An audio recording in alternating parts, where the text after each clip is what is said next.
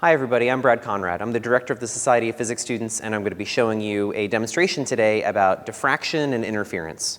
And so what we have is actually a pretty simple setup. So here we have a helium neon laser, which produces photons of about 650 nanometers or so.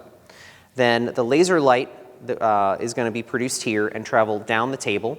So it's turned on right now, so you can probably see the red dot on my hand. And we have an assembly here, so what we're going to then do is have it interact with things, such as here I have a clear piece of plastic tubing, and then I have a thin human hair stretched across it, so we'll be able to see what happens when the laser beam interacts or goes near human hair.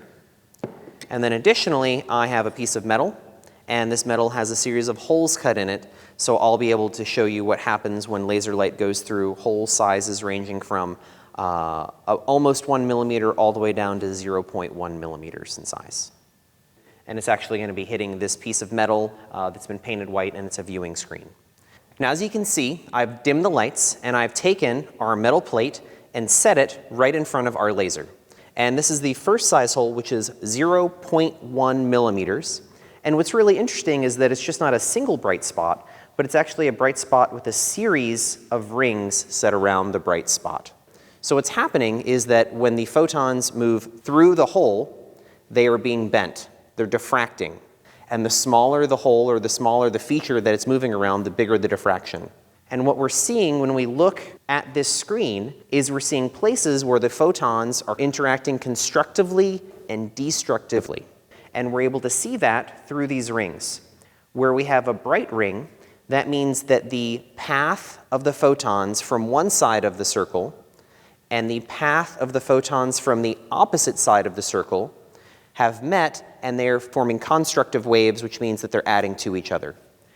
Where we have dark rings, that's where we have photons from one side of the circle, and the photons from the opposite side of the circle, because they have to travel a little bit farther, they get out of sync, and they actually are adding destructively. So when one is up, the other one's down, and they're canceling out. So the dark rings are deconstructive interference, and the bright rings are constructive interference. And now what I've done is I've taken a human hair and I've actually set it in front of the laser beam. And you might be able to see an actual line here, and this line is happening because of diffraction. Laser light is having to travel around the human hair, and as it travels around the human hair, it's going to be diffracted, meaning it's going to bend, and it bends an awful lot. In this case, you're seeing this bright long line. And a subtle effect that you hopefully can see is that this line actually is bright here, right near the central dot, and then it gets dark, and then it gets bright, and then it gets dark, and then it gets bright, and then it gets dark. So you're actually seeing an interference pattern as well as the diffraction pattern.